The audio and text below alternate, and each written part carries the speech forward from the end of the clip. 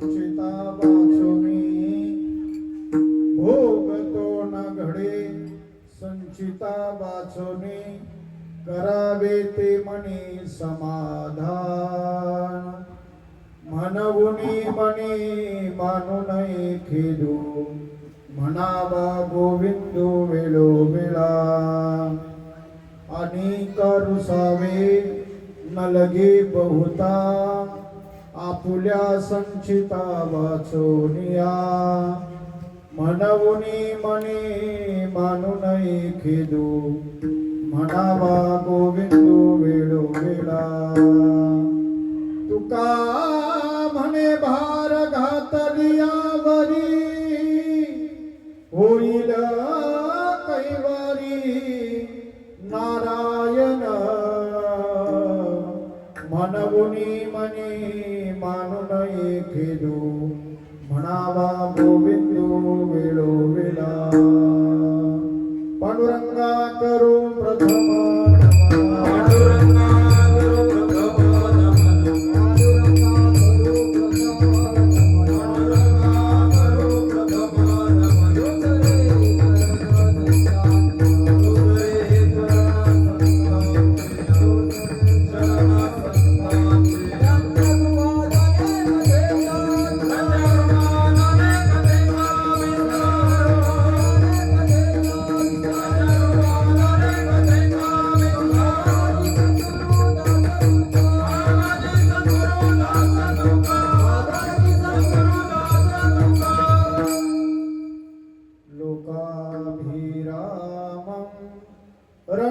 रणरंगधीरं राजीवनेत्रं रघुवंशनाथं कारुण्यरूपं करुणाकरन्तं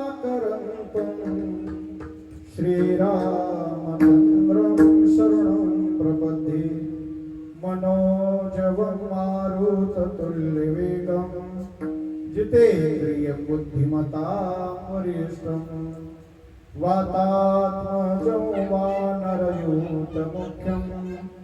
श्रीरामदूतं शरणं प्रपद्ये सेवेलागी सेवक झालो सेवेलागी सेवक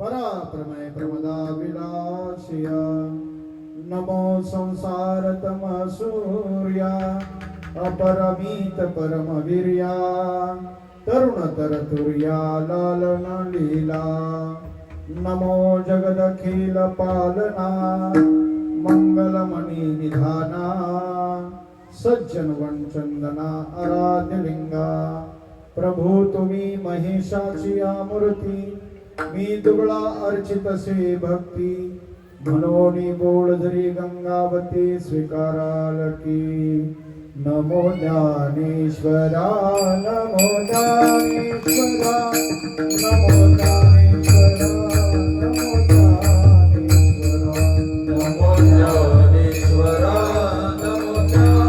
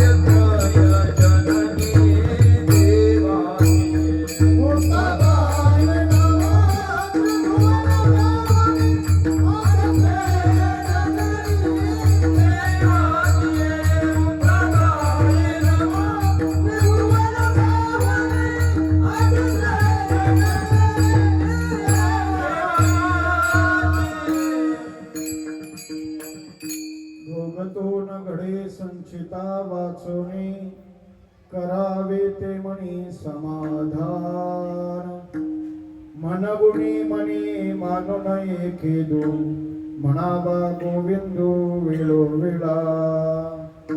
प्रस्तुत कीर्तन रूपी सेवेकरता निवडलेला अभंग जगद्गुरु जगतमान्य देहूचे सुप्रसिद्ध साधू अखिल वारकरी संप्रदायाचे कळस्थानी विराजमान झालेले जगद्गुरु तुकोबाराय यांचा आपल्या जीवनामध्ये सुख आणि दुःख हे दोन भोग काय येतात याची मीमांसा सांगणारा असा अभंग आहे.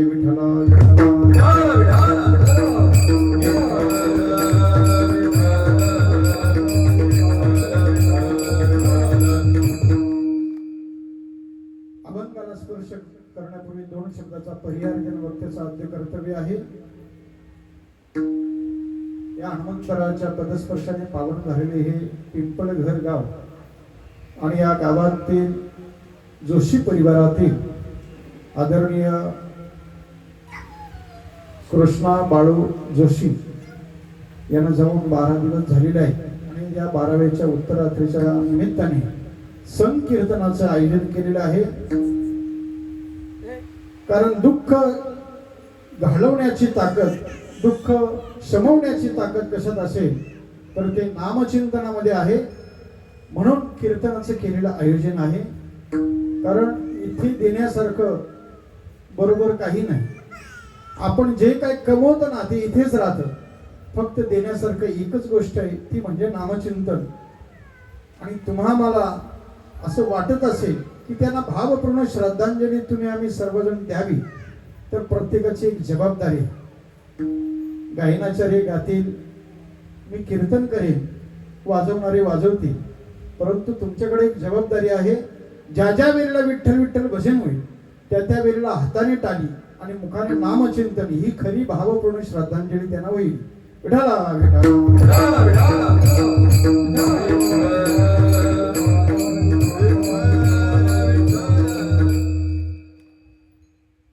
आदरणीय कृष्णदादांचं जाणं झालेलं आहे.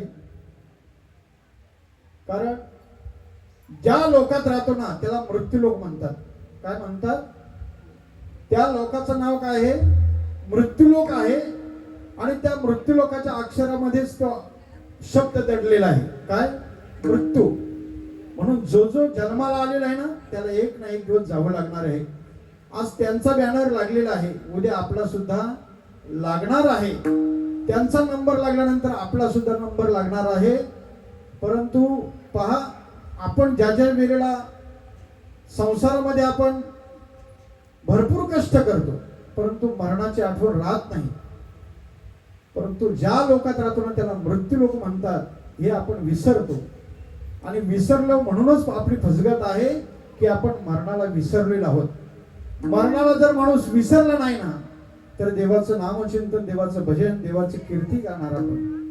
परंतु आपण विसरलेलो आहोत म्हणून आपण देवाचं नामचिंतन करत नाही.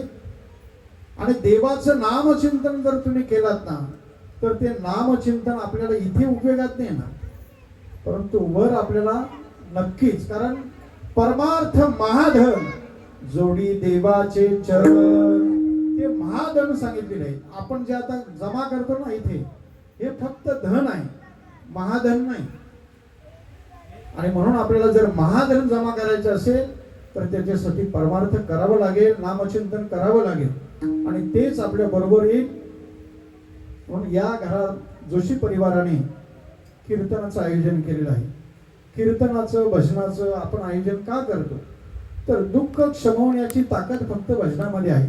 कितीही मोठं जरी दुःख आलं ना तरी तुम्ही देवाचं नामचिंतन करा. ते दुःख कितीही मोठं जरी असेल तरी ते आपल्यापर्यंत छोटं होऊन येत असतं. एवढी ताकद या भजनामध्ये आहे. आणि म्हणून या कीर्तनाचं आयोजन केलेलं आहे. या कीर्तनाचं आमंत्रण दिलं आम्हाला आमचे आदरणीय अनंत दादा म्हात्रे. त्यांच्या नावाचंच अनंत आहे. अनंत कीर्तनकार त्यांच्या घरी येऊन जातात आणि त्यांच्या नावात अनंत आहे. अनंत लोक परमार्थाला सुद्धा लावली.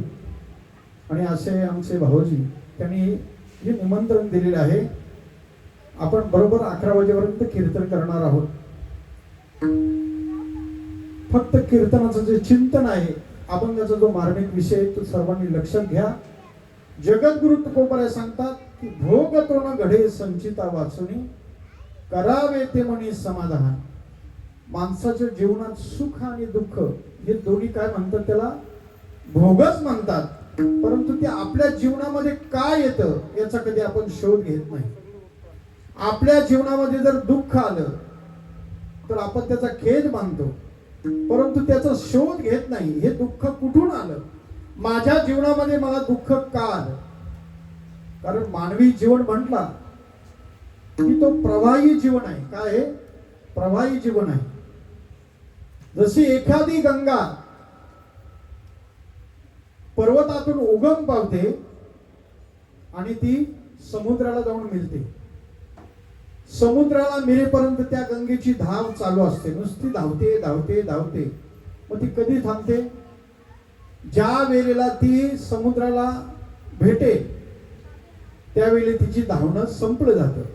तसं ही जीवनरूपी गंगा आहे, ही जन्मरूपी पर्वतातून उगम पावलेली आहे आणि ती मरणरूपी सागराला जाऊन मिळणार आहे.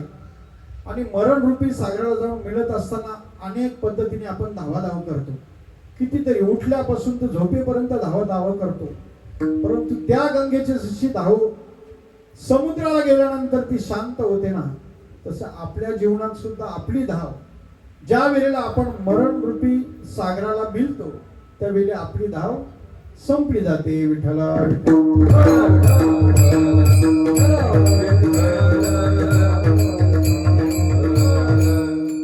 जसं त्या गंगेला दोन तट आहेत, एक अलीकडचा आणि एक पलीकडचं, तसं जीवनरूपी गंगेला सुद्धा दोन तट आहेत, एक सुखाचं आणि एक दुःखाचं. सुख प्रत्येकाला असं वाटतं की सुख माझ्या जीवनामध्ये यावं, प्रत्येकाला अपेक्षा आहे. पण आपल्या जीवनामध्ये सुख येतो का, सुख येत नाही. प्रत्येकाला वाटतं सुख यावं, परंतु सुखाची अपेक्षा करून सुद्धा सुख येत नाही. दुःखाची कोणाला अपेक्षा आहे का, दुःखाची कोणालाच अपेक्षा नाही की मला दुःख व्हावं, मज लागी दुःख व्हावे, असं कोणालाच वाटत नाही. परंतु दुःख आल्याशिवाय राहतं का. बरं, सुख आणि दुःख हे दोन घटक असे का त्या माणसाच्या जीवनामध्ये राहत सुद्धा नाही. सुखाचं दिवस आलं तर ते थोडे दिवस राहतात, परत एखादा दुःख आपल्या जीवनामध्ये येतो. बरं, तो दुःख तरी थांबून राहतो का, तो दुःख सुद्धा थांबून राहत नाही. तो दुःख सुद्धा निघून जातो आणि कधी आपल्या जीवनामध्ये सुख येतो. म्हणजे सुख दुःख मिश्रित आपलं जीवन आहे. सुख कधी तर दुःख. असा एखादा माणूस मला दाखवा की तो जन्माला आल्यापासून मरेपर्यंत सुखीच आहे, असाही सापडणार नाही. आणि असाही एक माणूस दाखवा की जन्माला आल्यापासून ते मरेपर्यंत तो दुःखीच आहे, असा एकही माणूस सापडणार नाही. कारण आपलं जे जीवन आहे ते सुख दुःख मिश्रित जीवन आहे, कधी सुख तर कधी दुःख. बरं, आपल्या जीवनामध्ये सुख का येतो, दुःख का येतो याचा आपण कधी शोध घेत नाही. संत महात्मे त्याचा शोध घेत असतात की माझ्या जीवनामध्ये मला दुःख का प्राप्त झालं, हे संत महात्मे त्याचा शोध घेत असतात. तुम्ही आम्ही शोध घेत नाही. तुमच्या आमच्या जीवनामध्ये सुख आलं काय आणि दुःख आलं काय, तेवढ्यापुरते सुख आलं तर आपण आनंद मानतो आणि दुःख आलं तर खेद मानून आपण थांबतो. परंतु त्याचं कारण, त्या दुःखाचा शोध घेत नाही. जगद्गुरु तुकोबाराय या अभंगामध्ये असंच आपल्याला एक थोडक्यात काय करतात, आपल्याला तर आपल्याला सांगतात जगद्गुरु तुकोबाराय की बाबा तुमच्या जीवनामध्ये तुम्ही चांगलं करता, वारी करता, देवपूजा करता, तरी तुमच्या जीवनामध्ये दुःख काय येतो. एखादा माणूस नास्तिक वागतो, पूर्ण गावाला त्रास दिलेला असतो, परंतु तो सुखी असतो. मग माणसाच्या जीवनामध्ये प्रश्न निर्माण होतो की एवढा माणूस वाईट वागणारा तो सुखी कसा आणि मी एवढा चांगला वागतो मी दुःखी कसा. तर याचं कारण एकमेव का असेल तर त्याचं कारण आहे भोग तो न घडे संचिता वाचून. जगद्गुरु तुकोबाराय तेच सांगतात आपल्याला की आपल्या जीवनामध्ये दुःख काय येतो त्याचं कारण आहे मागचं संचित. विठ्ठला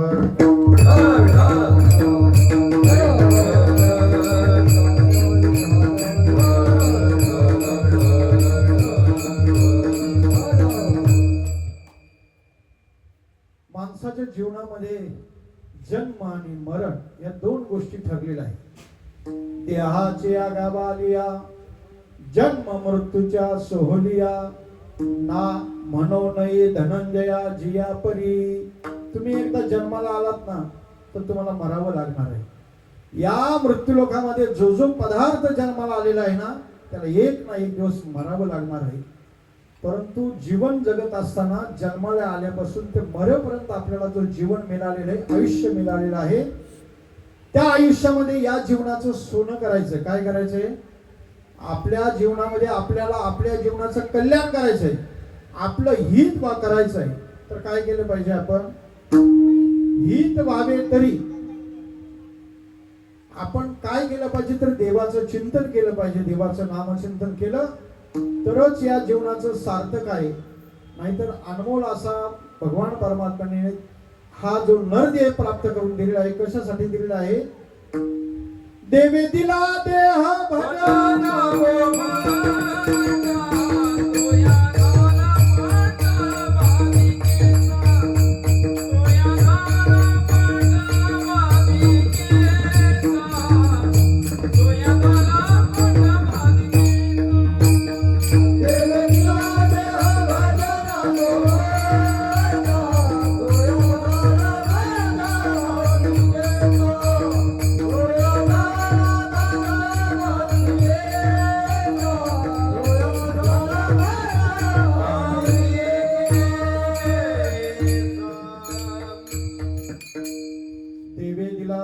भजन गोमटा तो या झाला फाटा बादिकेचा.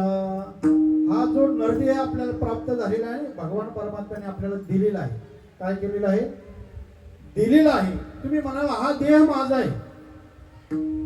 मग तुम्हाला मी विचारतो, हा देह जर तुमचा असेल, स्त्रियाचं केस पिकतात, आपल्याला सांगून पिकतात का ते? दात पडून जातात, आपल्याला सांगतात का ते? बरं, हा देह म्हातारा होतो, आपल्याला सांगतो का तो? बरं, एखाद्या डोळा जातो एखाद्याचा, त्याला सांगून जातो का तो? नाही जात. या देहावर कुठल्याही प्रकारचा आपला स्वतःचा अधिकार नाही. म्हणून भगवान परमात्म्याने तुम्हा आम्हाला वापरण्याकरता दिलेले. काय वापरण्याकरता? वस्तू दिल्यानंतर ती वस्तू चांगल्या पद्धतीने वापरून त्याला परत दिली पाहिजे की ती वस्तू खराब करून त्याला परत दिली पाहिजे? काय उत्तर? महिला मंडळ, एखाद्याच्या घरून आपण वस्तू जर आणली उसने, तर ती वस्तू तशीच व्यवस्थित दिली पाहिजे की ती वस्तू खराब करून दिली पाहिजे?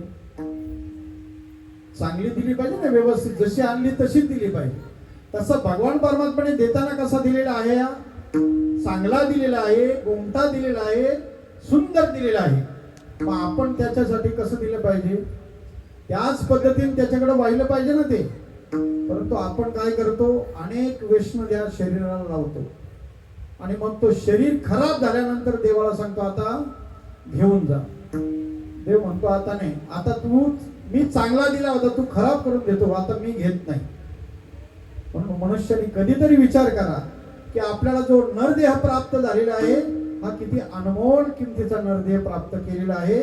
आणि म्हणून या देहाला सुख आणि दुःख हे दोन भोग येतात. माणसाच्या जीवनामध्ये दोनच भोग येतात, एक सुखाचं आणि एक दुःखाचं. बरं, सुख कशामुळे प्राप्त होतं? तर पुण्यामुळे. दुःख कशामुळे प्राप्त होतं? तर पापामुळे. मुद्दे लक्षात घ्या, म्हणजे तुमच्या कीर्तन लक्ष दिला. सुख कशापासून प्राप्त होतं? तर पुण्यापासून. दुःख पदरामध्ये येतं ते पापापासून त्याची निर्मिती होते. बरं, पुण्य करायचं असेल तर काय केलं पाहिजे आपण? आपल्याला पुण्य करायचं आहे, आपल्याला सुख पाहिजे, कारण पुण्याचं फळ आहे सुख आणि पापाचं फळ आहे दुःख. तर आपल्याला पुण्य पाहिजे असेल तर आपण काय केलं पाहिजे? हरिमुखी म्हणा, हरिमुखे म्हणा.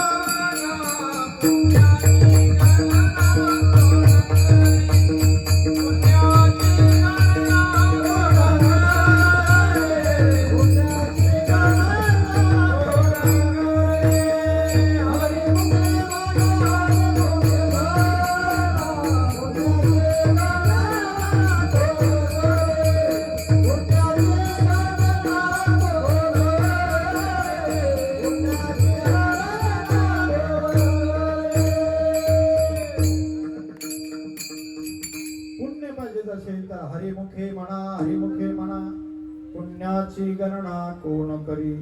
तुम्ही जर मुखाने हरी हरी म्हटलात तर पुण्याची गणना करता येणार नाही, एवढं पुण्य तुमच्या जवळ म्हणजे तुम्हाला प्राप्त होईल पुण्य. परंतु आपण ती पुण्य प्राप्त करून घेत नाही. आपण जर गप्पा मारायला बसलो तर अनेकांचे उणे धुणे काढतो, परंतु देवाचं भजन करत नाही. आणि देवाचं भजन नाही केलं तर आपल्या जीवनामध्ये पाप तयार होतो. दुसऱ्याची निंदा जर केली तर पाप तयार होतो, आणि पाप तयार झालं की आपल्या जीवनामध्ये दुःख येतं. मग आपण म्हणतो माझ्या जीवनामध्ये दुःख का आलं.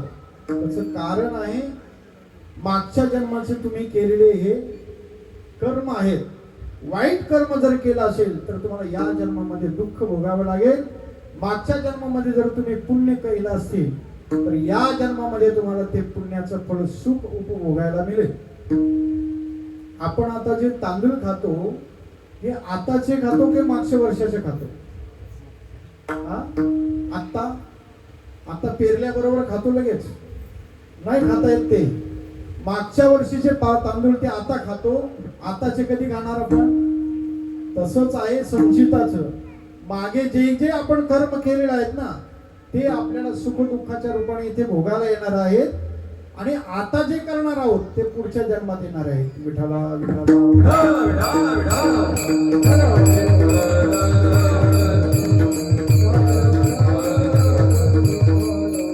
असाच एक साधा जगद्गुरु तुकोबारांना सांगायला लागला.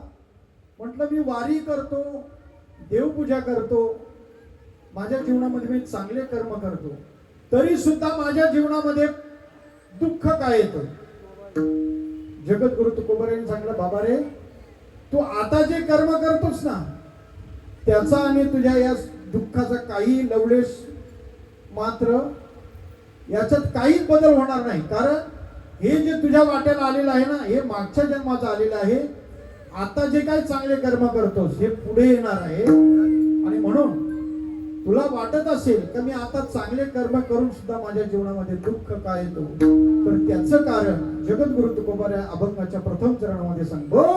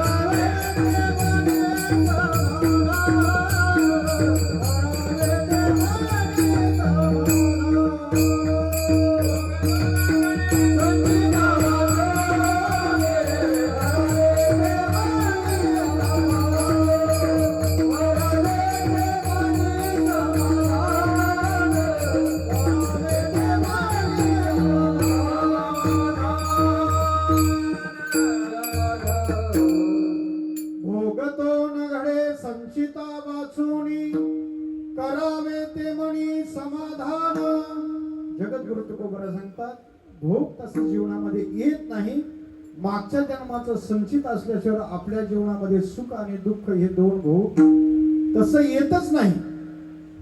कधी दुःख येईल तर कधी सुख येईल याचं कारण मागच्या जन्माचं संचित. एखाद्याने गाडी जर घेतली तर त्याच्यावर लिहिलं जातं आजी आजोबांची पुण्याई. म्हणजे पुण्याईच्या बलावर त्यांनी काय केलेलं आहे, सुख उपभोगतो. म्हणून मागच्या जन्माचे जे भोग आहेत ते आता आपल्याला भोगायला येतात. आता जे केलेले आहेत ते पुढे भोगायला येणार आहेत. शास्त्रामध्ये अनेक मोठमोठ्यांची पुरावे दिलेले आहेत. देवाच्या बापाला सुद्धा भोग चुकले नाहीत. देवाच्या पत्नीला सुद्धा भोग चुकले नाहीत. बरं, देवाला तरी चुकले का? देवाला सुद्धा भोग चुकवता येत नाही. तर तुम्ही आम्हाला चुकवता येतील का? तुम्हा आम्हाला सुद्धा चुकवता येणार नाही. राजा दशरथाला सुद्धा प्रायचित्त भोगावं लागलं. त्याला श्रावण बाळाला मारला, निष्पाप मारलेला आहे. पाण्याचा गुडगुडा आला, त्याला असं वाटलं कोणतरी श्वापद आलेला आहे पाणी पिण्याकरता, आणि अचूक बाण मारलेला आहे त्याने. बाण मारल्यानंतर जो श्रावण बाळाला लागल्यानंतर किंचाळी आवाज आला की कोणीतरी एक मनुष्याचे वध झालेलं आहे माझ्या हातून. आणि मग सर्व इतिहास तुम्हाला माहिती आहे. त्यांनी ते पाणी घेतलं आणि मग सांगितलं, म्हटलं तुम्ही माझ्या आई वडिलांना पाणी पाजा. माझा आता प्राण निघून जात आहे, परंतु माझ्या आई वडिलांना पाणी द्या. दशरथ राजा आई वडिलांसमोर गेला. आई वडील पाहतात, डोळ्याने आणले होते, काही दिसत नव्हतं. आई वडिलांनी सांगितलं, श्रावणा का रे बाबा एवढा उशीर लागला? पाणी लांब होतं का, दूरवर होतं का? राजा दशरथ काहीच बोलत नाही. पुन्हा विचारलं आई वडिलांनी श्रावण बालाच्या, श्रावणा का रे रागावला का? परत नाही तुला पाणी सांगणार आम्ही. आता एवढी गोल माफ कर, परत तुला एवढ्या लांब आम्ही पाठवणार नाही. आम्हाला ताणच लागणार नाही, पण तू बोल काहीतरी. राजा दशरथ गहिवरला आणि शेवटी सांगितलं, म्हटलं तुमच्या मुलाचा माझ्या हातून वध झालेला आहे. मी राजा दशरथ आहे. आणि मग श्रावणाच्या आई वडिलांनी सांगितलं, म्हटलं आमच्या मुलाला तू मारलेला आहेस, तू सुद्धा पुत्र शोकाने तुझा सुद्धा मृत्यू होईल. जसा आमचा पुत्र शोकाने मृत्यू झालेला आहे ना, तसं तुझा सुद्धा मृत्यू होईल. आणि मग राजा दशरथाच्या अंतकालाच्या वेळेला 4 पुत्र होते, परंतु 4ही पुत्र जवळ नव्हते. कर्मे दशरथे वियोगे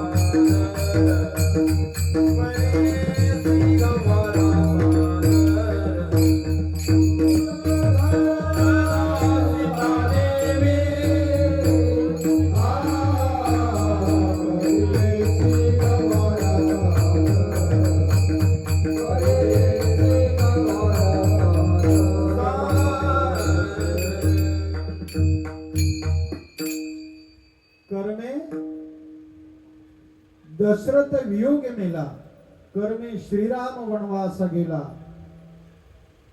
वियोग घडला सीता देवी. ही सर्व यादी दिलेली आहे ना, ही मोठमोठ्यांची यादी दिली.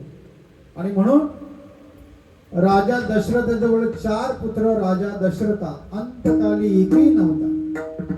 अंतकालाच्या वेळेला एकही पुत्र नव्हता. त्याचं कारण असेल तर श्रावणाच्या आई बापाने दिलेला तो शाप आहे. भोगतो न घडे संचिता वाचोनी, करावे ते म्हणी समाधान. सीतामाईला सुद्धा 14 वर्ष वनवास भोगावा लागला आणि भोगल्यानंतर सुद्धा सीतामाईला लंकेमध्ये राहावं लागलं. पतीचा वियोग घडला.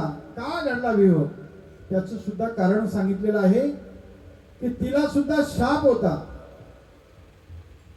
एक पक्षाचं जोडपं होतं. ते दररोज रामकथा सांगायचं. ते नर होताना तो मादीला दररोज रामकथा सांगायचा. आणि रामकथा सांगत असताना सीतामाईला पक्ष्यांची भाषा समजत होती. आणि एक दिवशी परस बागेमध्ये असे फिरायला निघाल्या सीतामाई. निघालेला असताना पाहिलं तर म्हटलं रामकथा सांगतो एक पक्षी आणि एक पक्षीने ते ऐकते. सीतामाईला खूप गोड वाटलं ती रामकथा ऐकता ऐकता. आणि सीतामाईला वाटलं हे जर जोडपं आपल्या पिंजऱ्यामध्ये जर असलं तर दररोज आपल्याला रामकथा ऐकायला मिळेल. सीतामाईने सांगितलं म्हटलं तुम्ही दोघे पण माझ्या घरी राहिले तर बरं होईल. जो नर होता त्यांनी सांगितलं जमणार नाही. माझी पत्नी गरोदर आहे. तिला वेळेवर अन्न पाणी दिलं पाहिजे.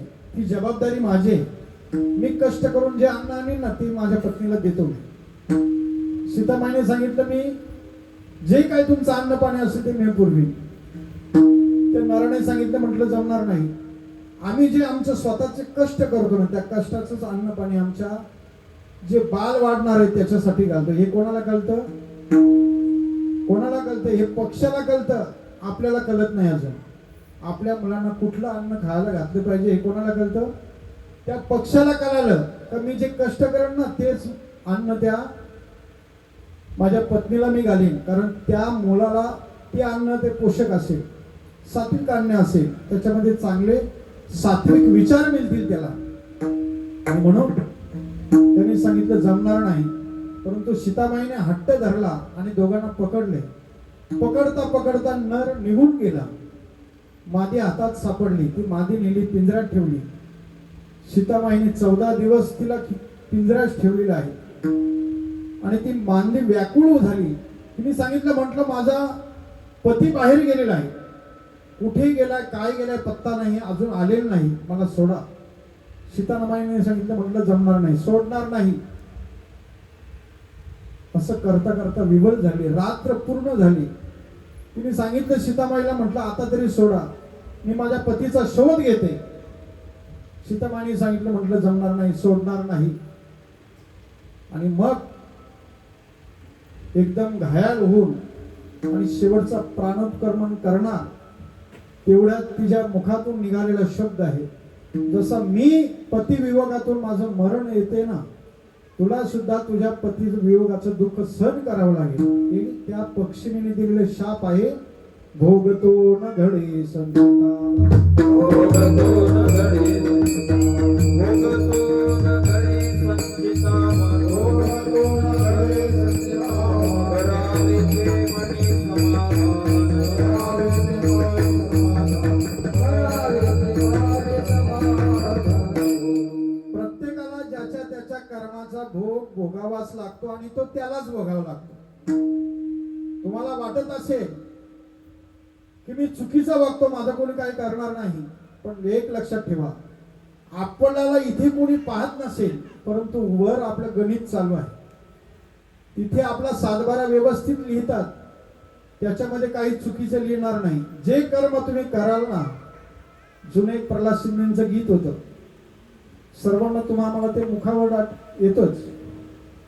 जगी जीवनाचे सार घ्यावे जाणून सत्वर जैसे ज्याचे कर्म तैसे फल देतो ईश्वर.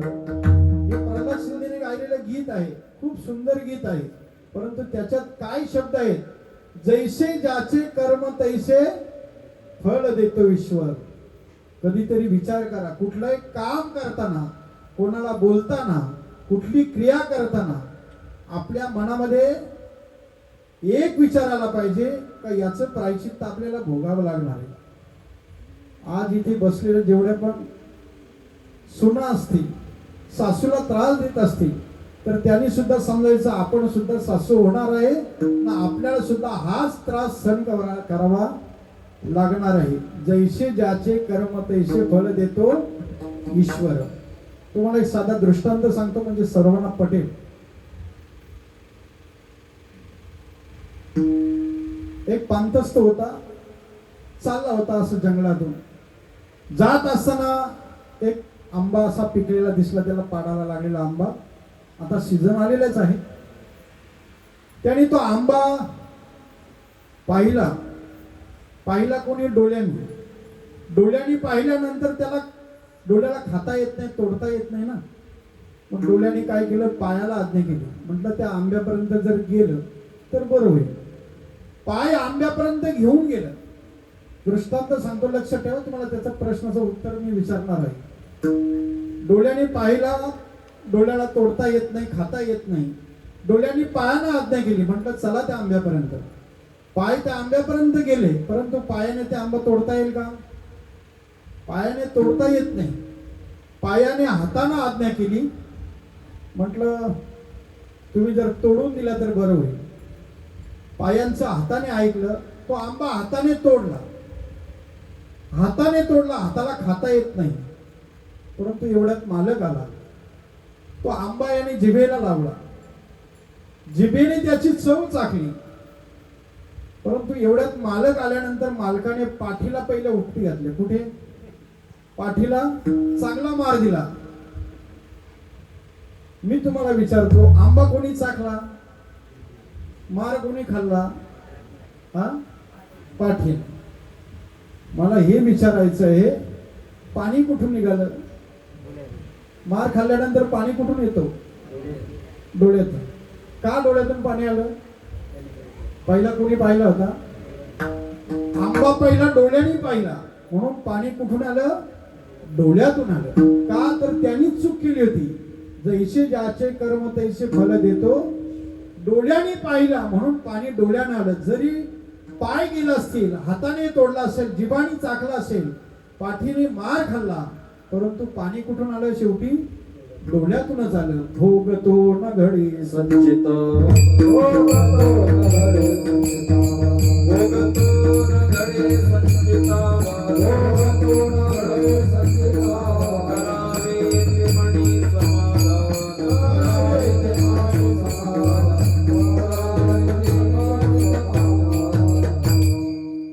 भोगतो न घडे संचिता वाचोनी. संचित म्हणजे मागच्या जन्माचं जे साठवलेले आपले कर्म असतात. संचित, प्रारब्ध आणि क्रियामान हे काय आहेत? तिन्ही आपले कर्म आहेत. प्रारब्ध म्हटलं की पुढे भोगायला येणार. आपण म्हणतो ना, माझ्या प्रारब्धात जे काय असेल ते मिळेल. आणि क्रियमान म्हणजे आता चालू कीर्तनात आपण बसलोय, हे क्रियमान झालं. आणि संचित मागच्या जन्माचं गाठोड, कर्माचं गाठोडं बांधले.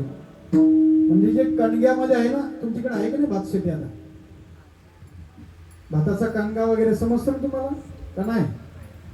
आपण जी भाताची साठवण करतो, ज्याच्यामध्ये त्याला कणगा म्हणतात आमच्याकडं, आपण पोतं म्हणूया चला.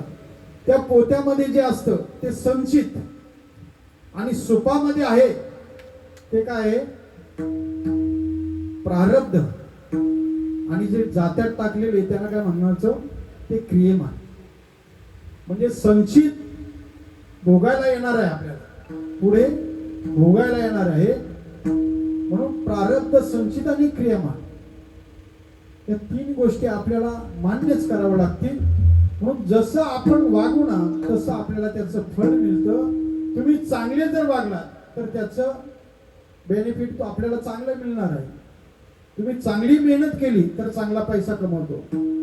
आणि तुम्ही जर मेहनतच केली नाही, नुसते घरी बसून राहिलात, पैसा येईल का?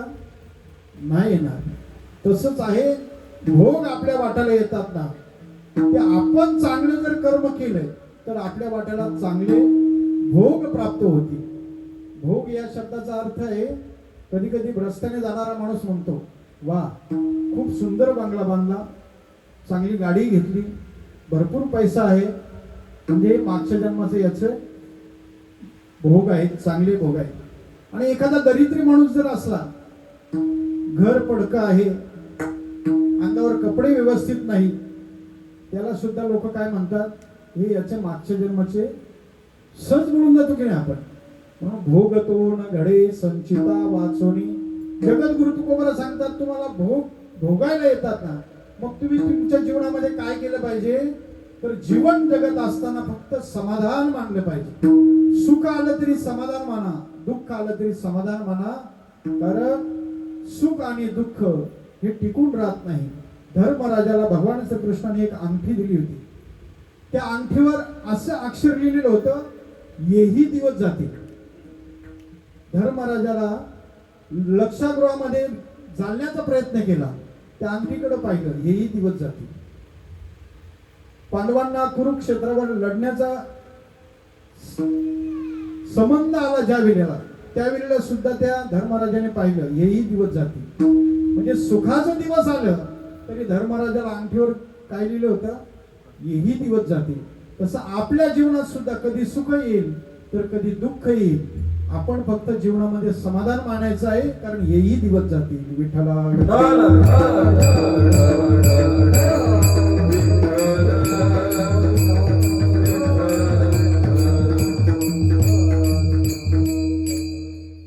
समाधान कुठल्या मार्केटला मिळत नाही.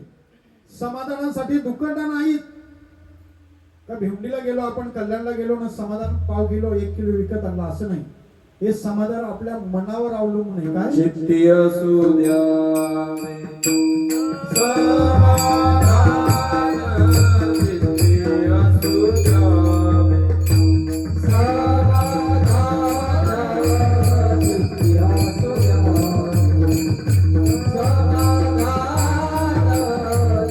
द्यावे. देवी रे आनंदे कैसे फिरावे,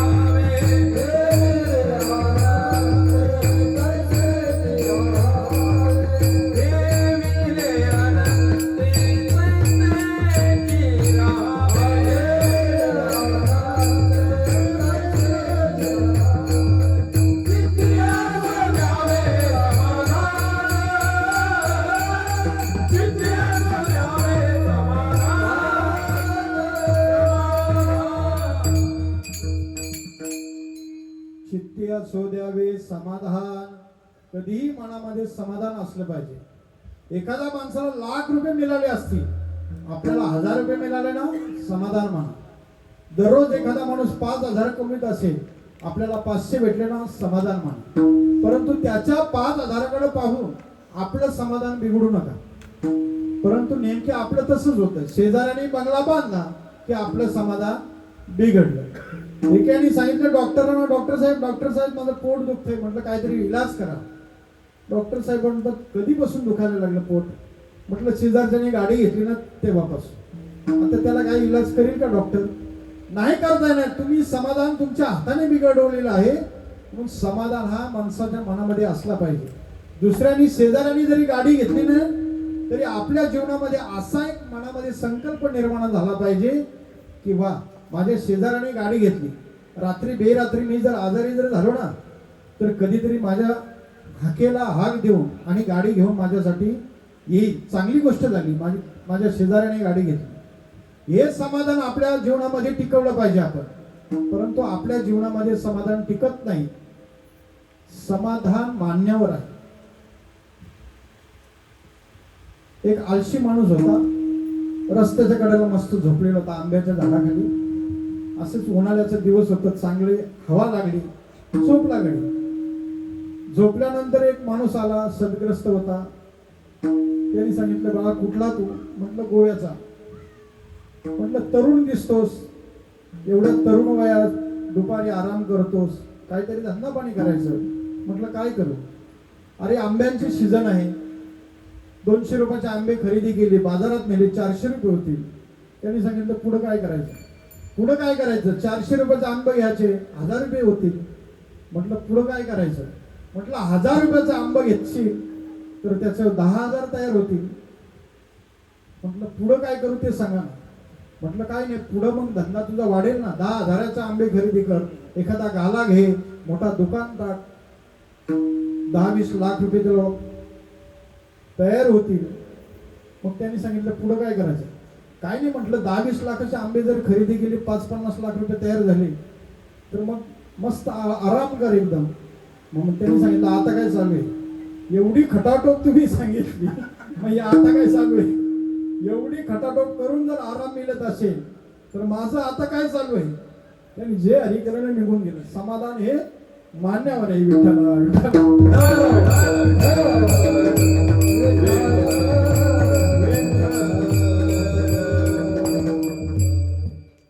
आणि म्हणून जगद्गुरु तुकोबारा सांगतात की करावे ते म्हणे समाधान. समाधान म्हणा, सुख आलं तरी समाधान म्हणा, दुःख आलं तरी समाधान म्हणा. आणि जगद्गुरु तुकोबारा सांगतात नुसतं समाधान मानू नका, तर त्याच्यासोबत काय करा. तर अभंगाच्या दुसऱ्या चरणामध्ये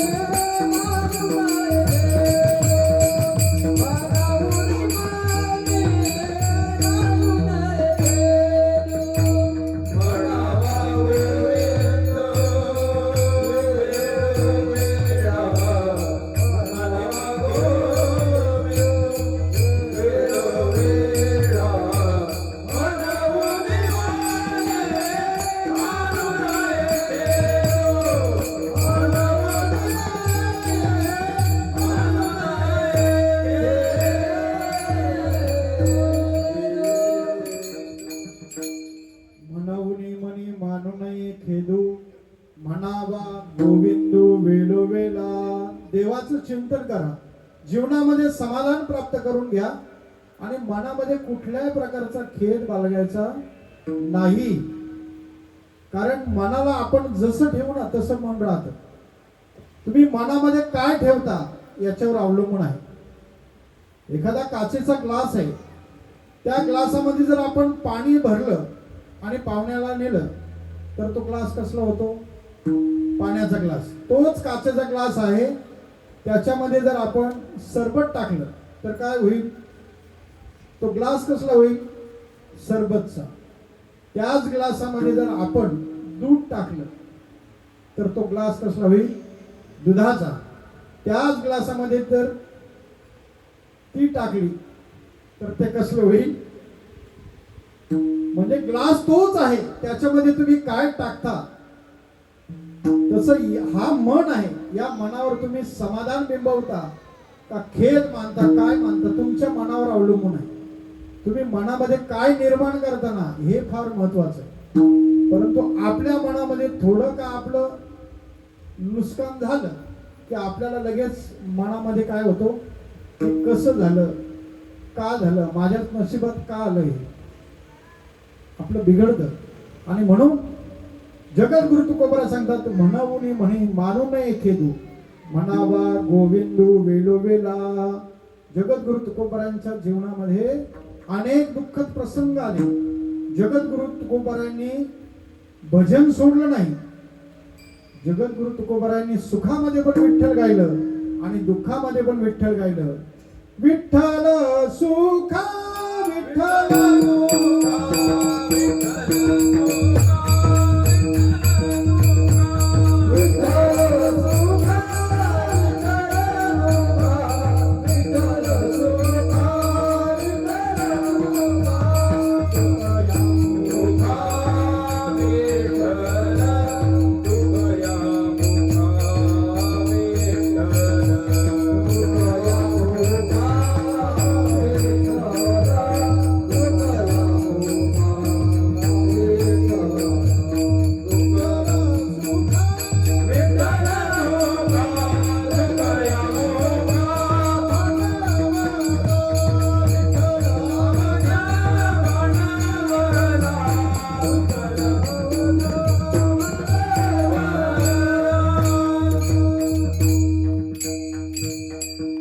विठ्ठल सुखा विठ्ठल दुखा तुकया मुखा विठ्ठल.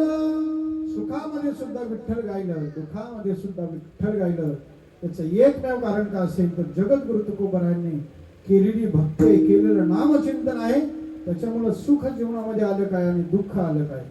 परंतु आपल्या जीवनामध्ये जर दुःख आलं तर आपण शेजाऱ्यांकडे बोट दाखवतो की याच्यामुळं माझ्या जीवनामध्ये दुःख आलं. परंतु तसं काय नाही. अनेक रुसावे नळगे बहुता आपुल्या संचिता वाचून या. आपण हा विचार केला पाहिजे की माझ्या प्रारब्धात होतं ना तसं झालेलं आहे, मला कोणी काही दुःख दिलेलं नाही. परंतु आपण सहज नातेवाईकांकडे बोट दाखवतो, शेजाऱ्यांकडे बोट दाखवतो, यांच्यामुळे माझं असं झालं. परंतु तसं होत नाही. तसं कसं होतं तर आपले संचित बदललं की आपलं तसं होतं. आणि म्हणून आणि करुसावे नलगे बहुता आपुल्या संचिता वाचून या. आपल्या संचितात प्रारब्धात जे असेल ना तेच घडणार आहे. आता आमच्या प्रारब्धात होते, आज अनंत दादांकडे आमचं भोजन होतं. म्हणजे आमचं जे प्रारब्धात लिहिलं होतं ना आम्हाला तिथे यावं लागलं, तिथं भोजन करावं लागलं. तुमच्या प्रारब्धात जसं असेल तसंच घडल, त्याच्यात बदल करण्याचा अधिकार आपल्याला नाही. भोगणे ते फळ संचिताचे भोगणे ते फळ.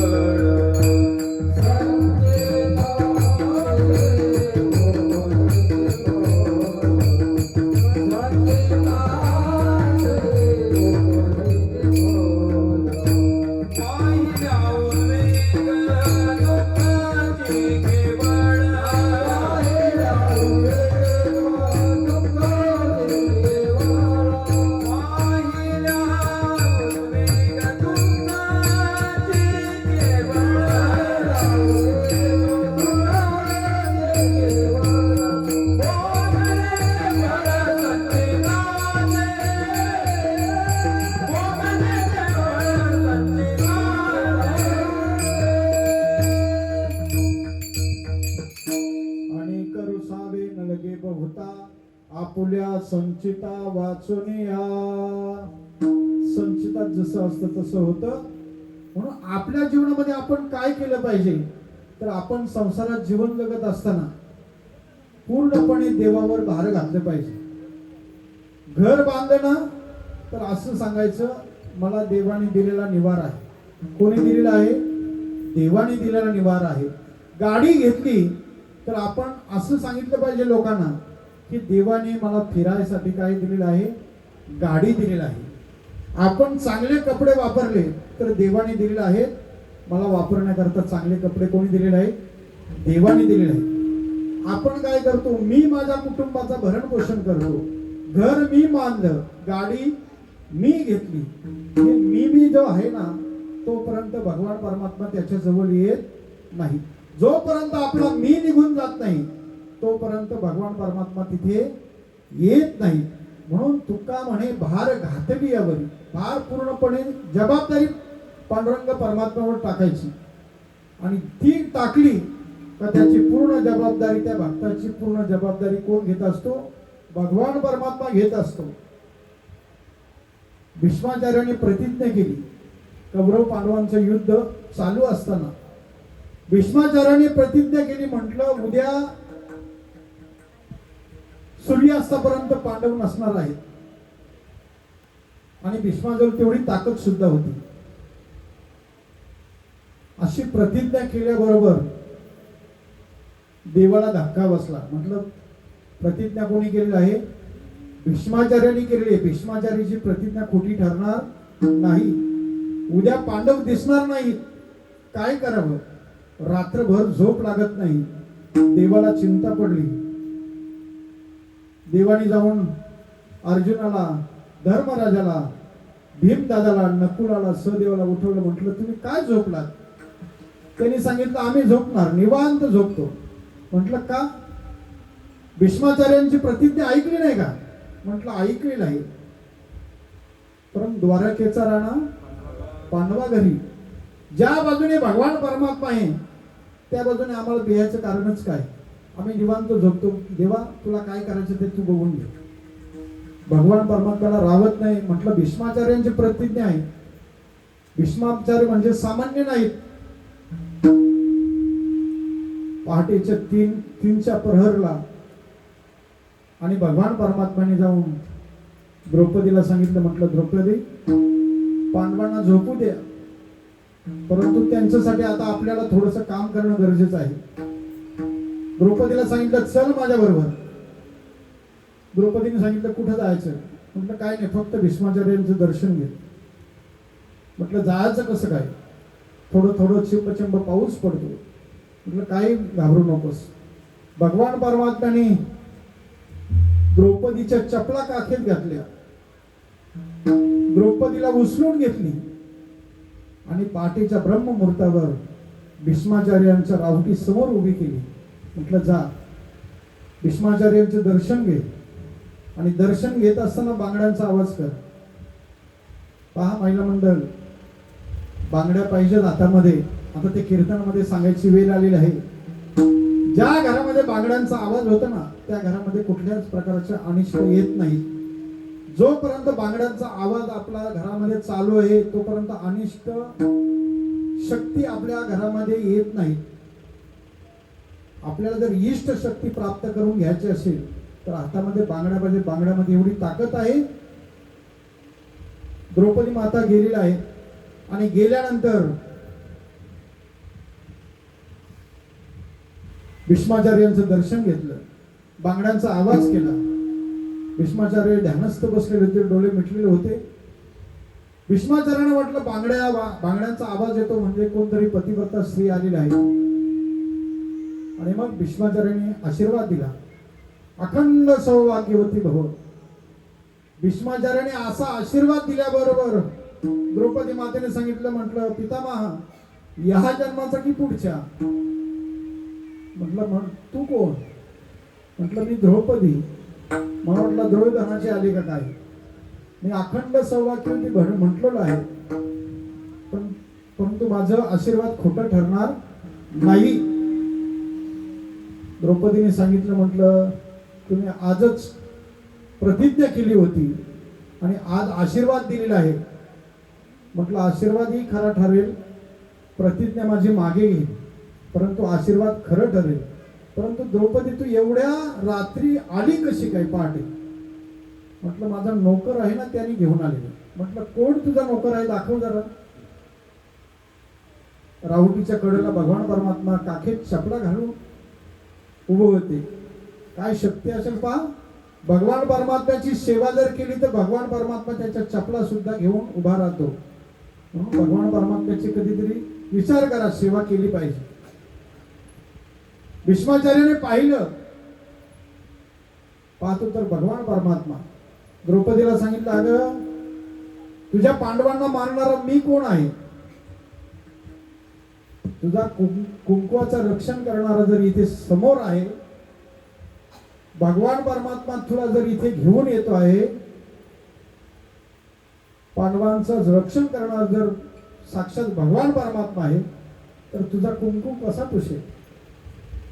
मला सांगायचं एवढंच आहे, तुका म्हणे भार घातली यावरी होईल कैवारी नारायण. त्याचा कैवार सर्व कोण वाहतो? भगवान परमात्मा वाहतो. म्हणून आपण संसारात जीवन जगत असताना पूर्णपणे जबाबदारी भगवान परमात्म्यावर टाकायची. कधीच तुम्हाला आयुष्यात काही कमी पडणार नाही. फक्त जबाबदारी तुम्ही टाका की जे घर दिलेलं आहे भगवान परमात्म्याने दिलेलं आहे. जे काय जीवन जगतो ना, मला आयुष्य सुद्धा त्यांनीच दिलेलं आहे आणि त्यांनीच दिलेलं आहे. खोटं कुठं आहे? सर्व काही जे काय करतो ना, घडी मोडी हेला मात्रे पाप पुण्य संचिता, तो भगवान परमात्माचा आहे, दुसरा कोणी नाही. अभंगाच्या शेवटच्या चरणामध्ये तू कामणे भार घातली यावरी, तू कामणे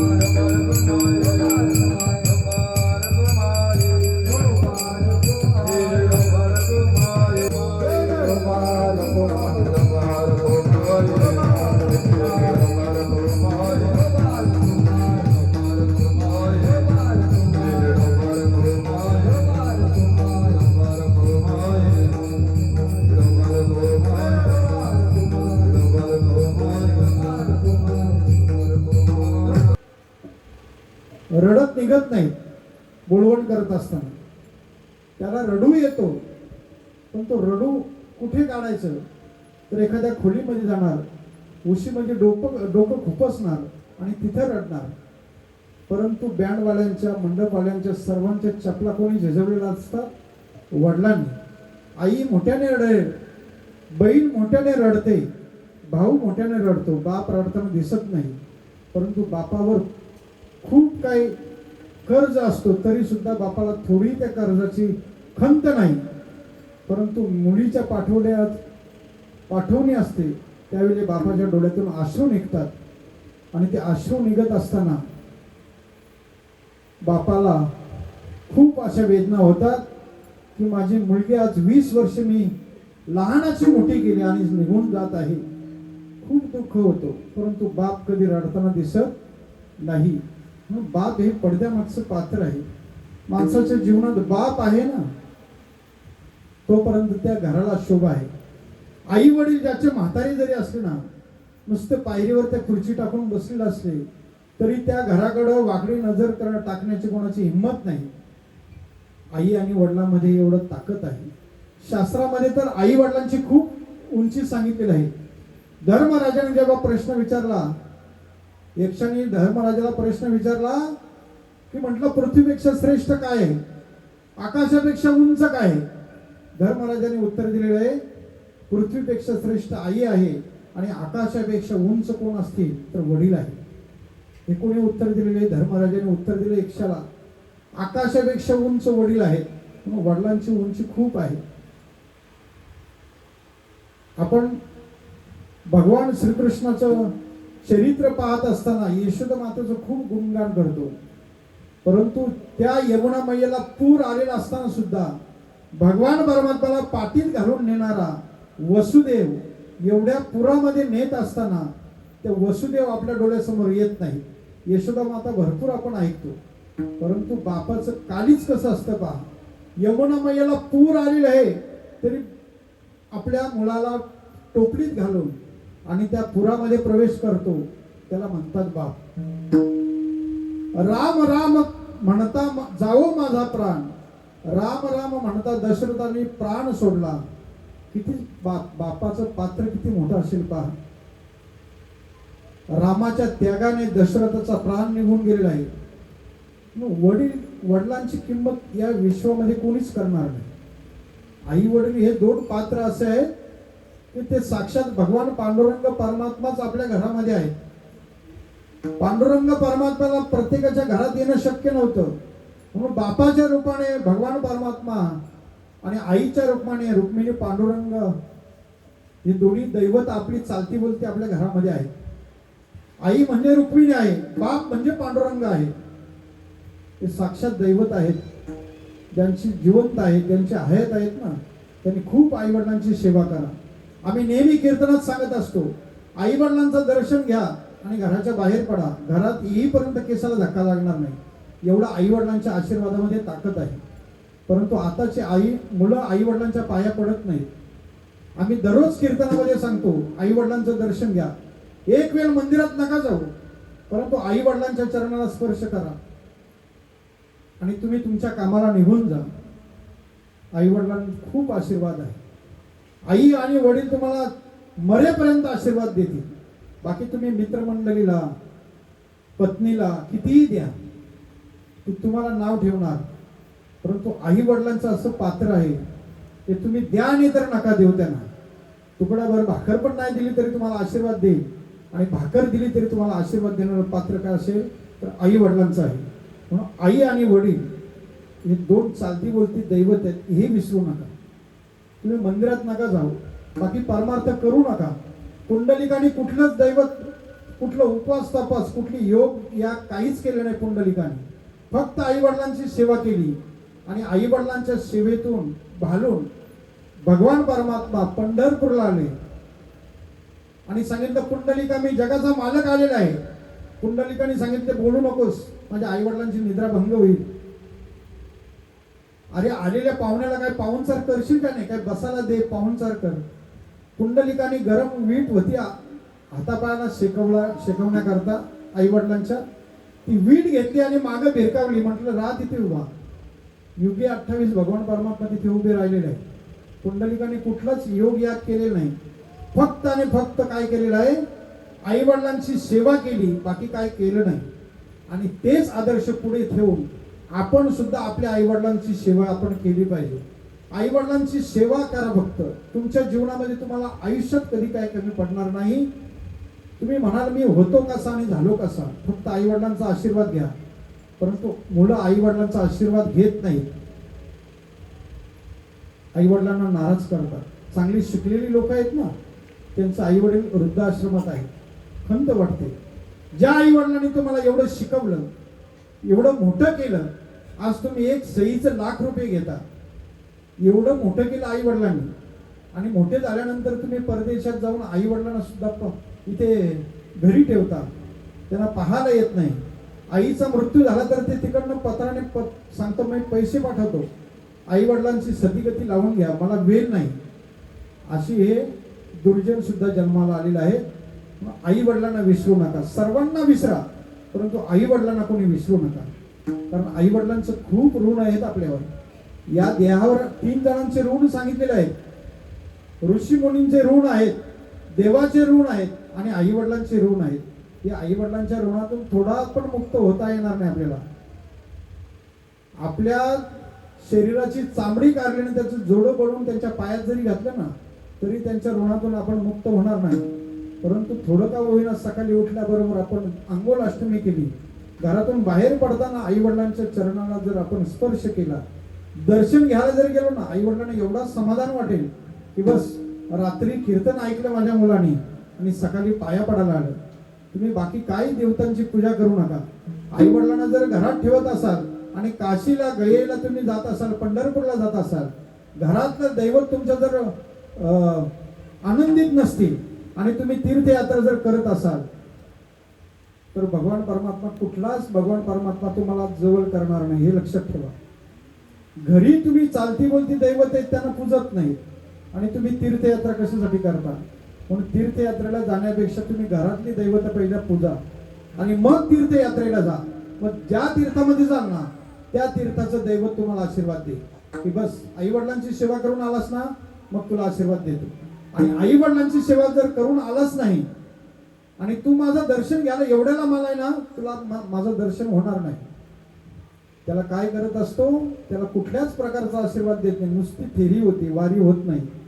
आणि म्हणून आम्ही नेहमी सांगतो, आई वडिलांचं दर्शन घ्या, आई वडिलांचं चांगला सन्मान करा.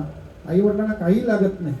लोक कुत्रं पालतात, त्याच्यावर लाखो रुपये खर्च करतात, परंतु आई वडिलांवर थोडं 5-10 हजार रुपये खर्च करू शकत नाही.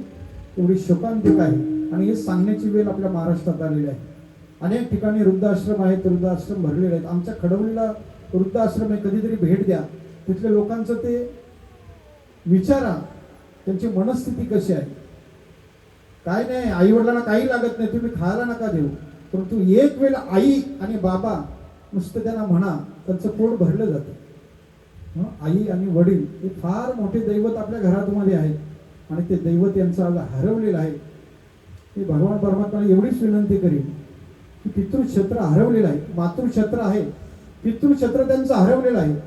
पण भगवान परमात्म्याला एकच मागणी मागूया की त्या मुलांना वडिलांचं जे दुःख झालेलं आहे, ते दुःख पेलवण्याची ताकद भगवान परमात्म्याने त्यांना देवो. आणि त्यांच्या हाताने सुद्धा भगवान परमात्म्याची सेवा घडो. ज्यांना आई वडील नसतील ना, ज्यांना आई असेल वडील नसेल, त्यांना वडील असेल आई नसेल, ज्यांना आई वडील दोन्ही नसतील ना, त्यांनी एक लक्षात ठेवायचं. आपण आळंदीला जातो ना, आळंदीला गेल्यानंतर काय म्हणतो आपण, माऊली. वडील नसतील तर माझे माऊली वडील आहेत, आई नसतील तर माझी माऊली वडील आहेत, आणि आई वडील दोघं नसतील तर माझी माऊली आई पण आहेत आणि वडील पण आहेत. नक्कीच तुमचं कल्याण होईल, अन्यथा काही करण्याची गरज नाही.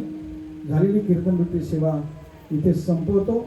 या कीर्तनासाठी करता आदरणीय आमचे विष्णू महाराज आहेत, प्रमोद महाराज, योगेश महाराज आहेत, आमचे विजय दादा आहेत, या गावचे वारकरी आहेत. आनंद वाटला की एक का होईना वारकरी टाल घेऊन या गावातील उभा राहिलेला आहे. आनंद वाटतो, कारण गावातली तरुण मुलं परमार्थाकडे वळली पाहिजे. तर परमार्थाशिवाय पर्याय नाही. आपण किती व्यसनाधीन होणार, व्यसनाधीन होण्यापेक्षा इथे या परमार्थिक आनंदाचा आनंद लुटूया. आमचे आनंद दादा आहेत, त्यांनीच मला पाचारण केलेलं आहे. आमचे ऋषिकेश महाराज आहेत आणि मृदंगाची साथ केलेली आहे आमचे ओम महाराज. खूप सुंदर गोड वाजवतात. या भागामध्ये त्यांचं नाव आहे, खूप सुंदर वाजवतात. आणि सिस्टम वाले दादा खूप सुंदर सिस्टम लावली बरं का. आणि आमचे छोटे वारकरी विजय दादाचे वा. आता या गावामध्ये हळूहळू का होईना प्रगती होत चाललेली आहे. दिदीच्या गळ्यात सुद्धा माल दिसली, चांगलं आहे. थोडं थोडं एकदम कमी करू नका, पण थोडं थोडं कमी करत करत आणि परमार्थाच्या वाटेवर या. कारण आपण तुळशीची माळ आपल्याला घातली जाते, परंतु नंतर तेव्हा आपल्याला दिसत नाही. आपले डोळे चांगले आहेत, जिवंत आहोत तर तुळशीची माळ घातली पाहिजे. मेल्यानंतर सर्वांना तुळशीची माळ घालतात, तेव्हा पाहायला आपण नसतो. परंतु अतिप्रिय आवडे तुळशी का, तैशीच प्रीती करी भोळ्या भाविका. भगवान परमात्म्याला तुळस प्रिय आहे. सर्वांनी प्रयत्न करा, थोडा का होईना परमार्थ करत राहा. झालेली सेवा ही भगवान परमात्म्याच्या चरणी समर्पित करतो. दादांना भावपूर्ण श्रद्धांजली म्हणून सर्वांनी 2 मिनिटं भजन करायचं. माझ्या पाठीमागे सर्वांनी कोणी आलस करू नका. आतापर्यंत 2 तास तुम्हाला काही तकलीफ दिलेली नाही. सर्वांनी त्यांच्यासाठी करा, माझ्यासाठी नाही. राजा राम राम राम सीता तारा